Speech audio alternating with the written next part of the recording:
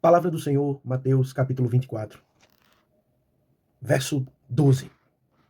E por se multiplicar a iniquidade, o amor se esfriará de quase todos. Aquele, porém, que perseverar até o fim, este será salvo. E será pregado este evangelho do reino por todo o mundo, para testemunha a todas as nações. Então virá o fim. Meu nome é Fábio Nogueira e eu estou aqui para falar de verdades imutáveis e inegociáveis do reino de Deus. Shalom. Meus irmãos, essa passagem é uma passagem fantástica, onde o Senhor dá um discurso escatológico e uma explicação para aqueles que desejam saber quais são os sinais da vinda do Senhor. O que é que vai preceder o seu retorno? O que é que vai preceder ao retorno do nosso Messias? O que é que vai preceder esse consumar dessa palavra que o Senhor já nos deu acerca do tempo do fim? Mateus capítulo 24 é um texto que é muito usado dentro das igrejas com o intuito de falar de uma mensagem escatológica. No entanto, essa série de vídeos que eu estou fazendo, eu estou abordando referências neotestamentárias onde a palavra anomia, que quer dizer viver sem a lei, ou abandono da lei, ou excluir a lei, está em evidência.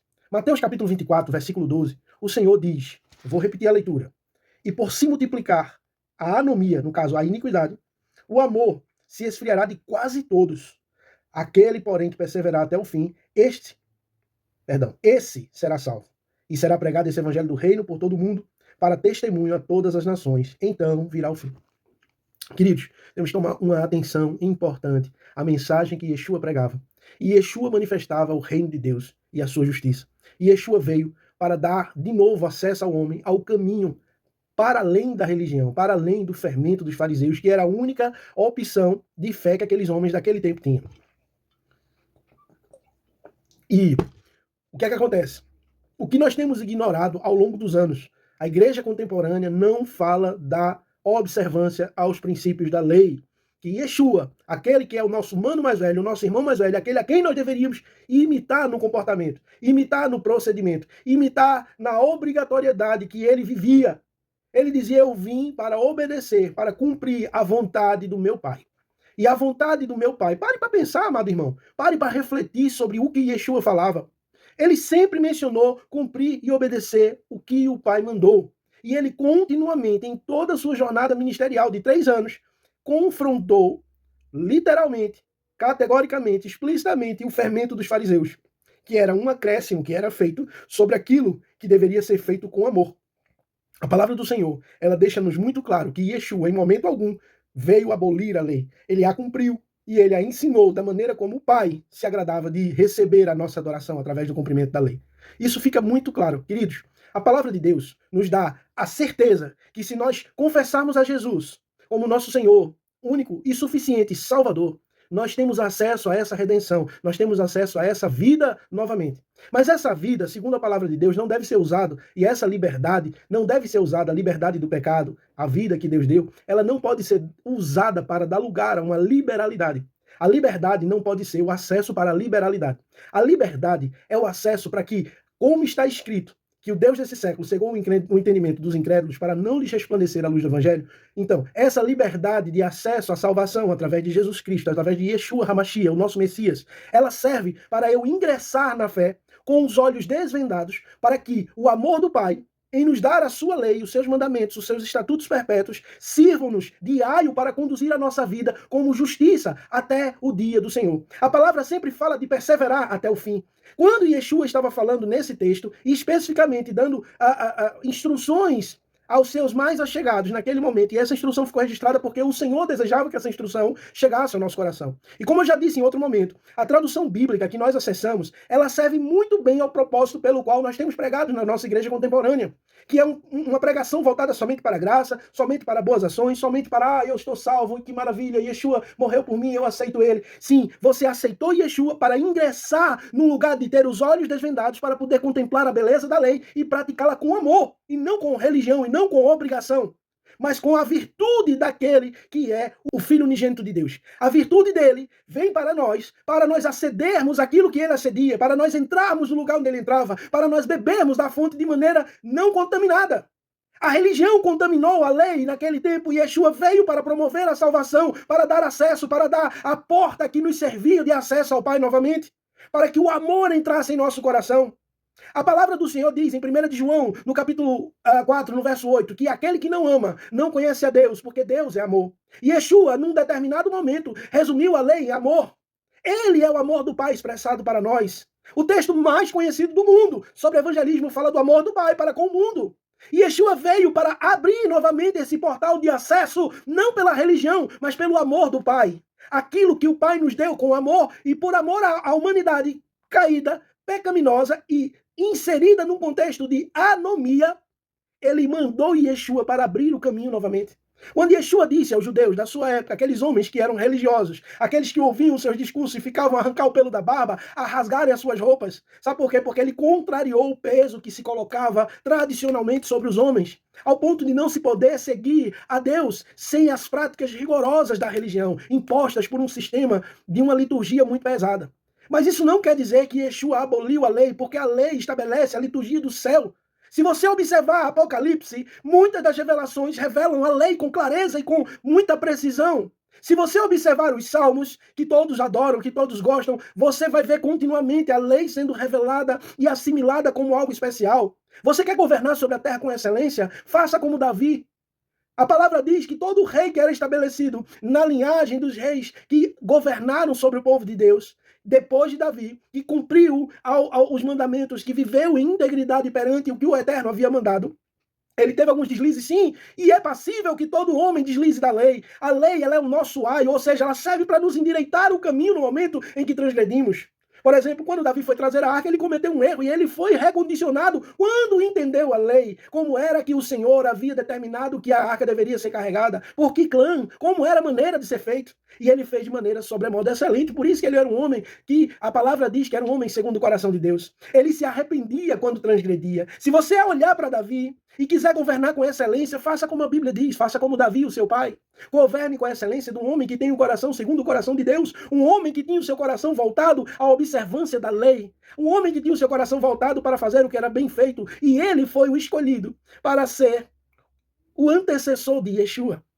Yeshua era chamado de filho de Davi, porque na linhagem do rei Davi veio Yeshua. Yeshua veio quando, mais uma vez, os homens meteram-se a fazer o que era mal perante os olhos do Pai. E ele veio para estabelecer a graça de termos os nossos olhos desvendados, para podermos acessar a plenitude do que o Pai tem para nós. E Yeshua veio para cumprir a lei e para vivê-la de maneira livre e amorosa, mostrando e revelando que é possível contemplarmos o Pai e desfrutarmos da lei. Observe uma coisa, esse texto diz, no versículo 12, 24:12 de Mateus, no discurso de Yeshua, que por se multiplicar a anomia, o amor de muitos se esfriariam. Meus irmãos, outro dia conversando com um amigo, um homem de Deus, um homem íntegro, eu ouvi uma palavra que me chamou bastante a atenção. Ele usou a palavra fosso para revelar uma abertura, um distanciamento de uma situação para outra. Eu achei muito interessante essa palavra e eu aderi a essa palavra para entender uma coisa importante. Você sabe por que existe um grande fosso entre as várias denominações que existem espalhadas por toda a terra, nomeadamente as mais famosas que nós conhecemos, um fosso muito grande entre elas, por causa da anomia. Meu amado, se você tirar a lei, que é o que nos conecta a uma disciplina que o Pai nos deu para seguirmos, só nos resta tentar inventar um caminho para continuarmos seguindo a Deus. E essa invenção de caminho combina muito com o que os homens fazem com as frutas. Quando eles tiram as sementes, eles manipulam elas geneticamente para desfrutar somente da doçura. Eles manipulam ela geneticamente para que a casca seja mais fina.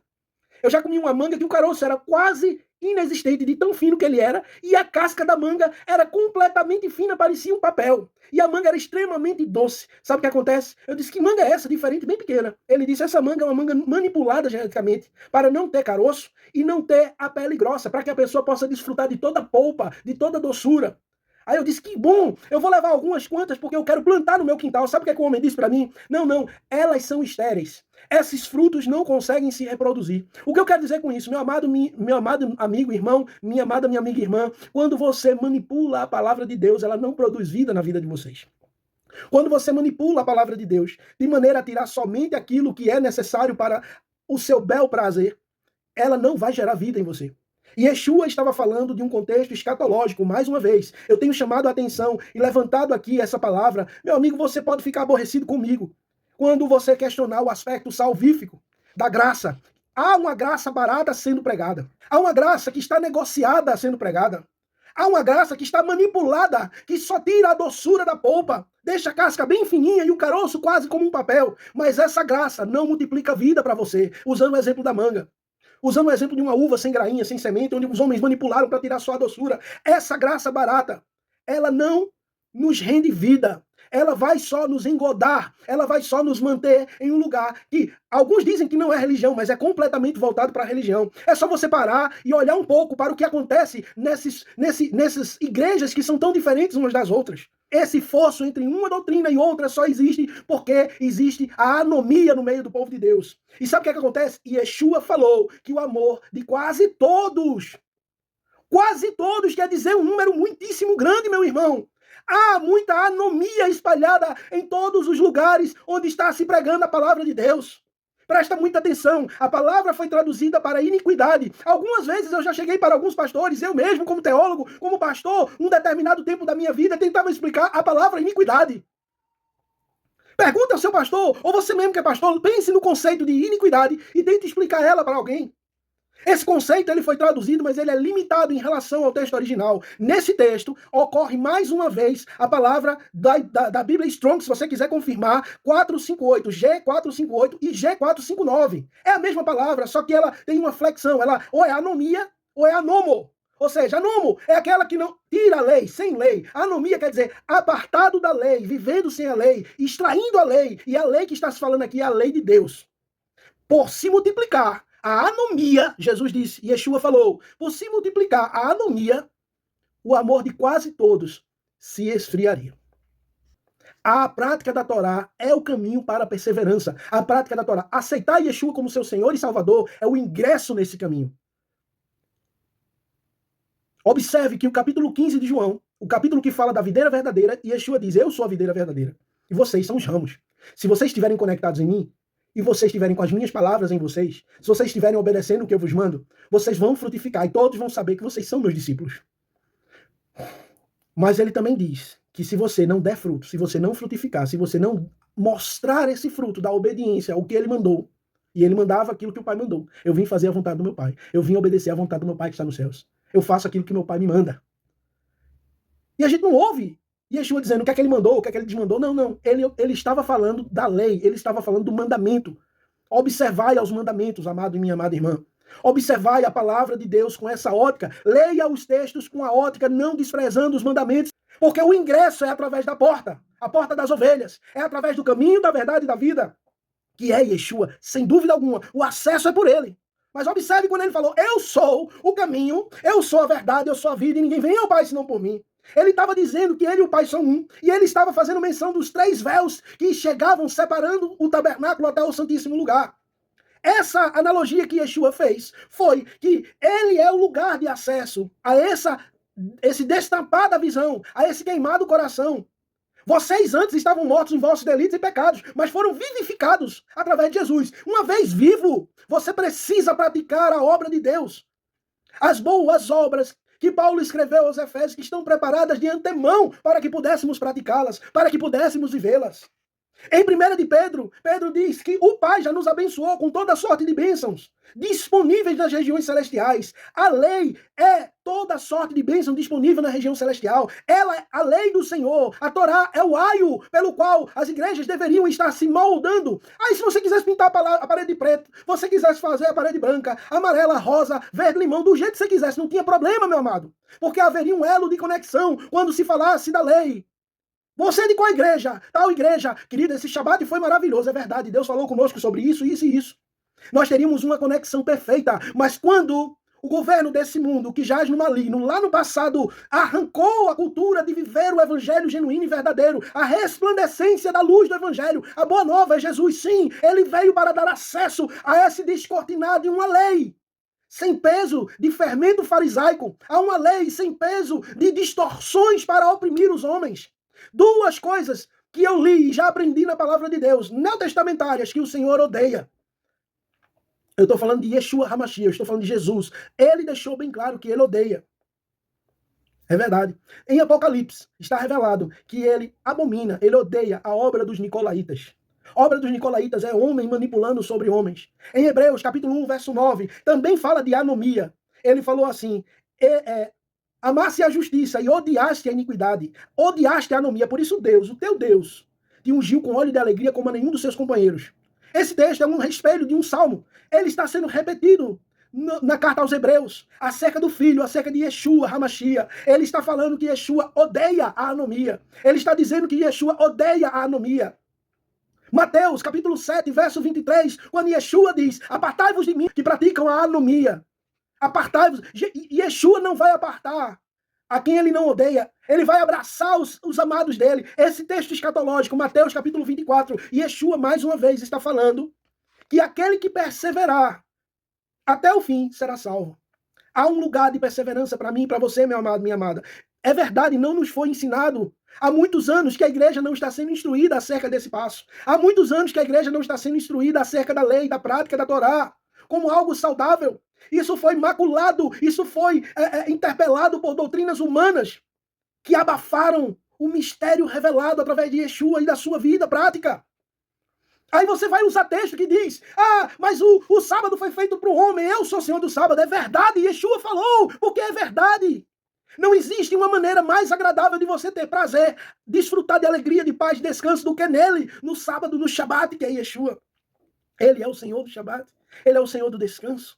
A Bíblia diz profeticamente que nasceria um renovo, e desse renovo um rebento. Estava falando desse descanso, estava falando de Yeshua, estava falando desse caminho que nos promoveria um descanso e encontrar o amor de servir ao Pai praticando a Torá.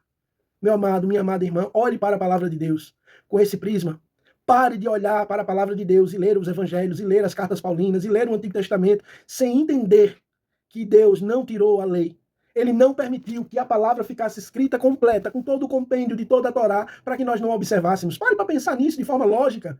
Não seja burro. Não seja intelectualmente limitado de pensar que Deus conservou todo esse compêndio de palavra de Deus que está na sua mão e na sua biblioteca, que está ao seu acesso, para você simplesmente desprezar a maior parte, toda a história, tudo aquilo que foi feito. E Deus permitiu que tudo o que acontecesse e ficasse registrado para eu e você ter acesso de como fazer e de como praticar.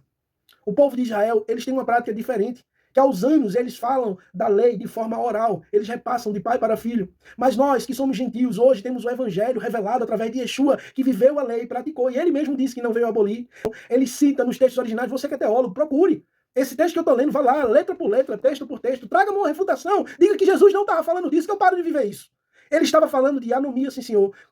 Por se multiplicar a anomia, o amor de quase todos se esfriará. Mas ele faz aqui uma observação. Aqueles que perseverarem até o fim, esses serão salvos. Baruch Hashem.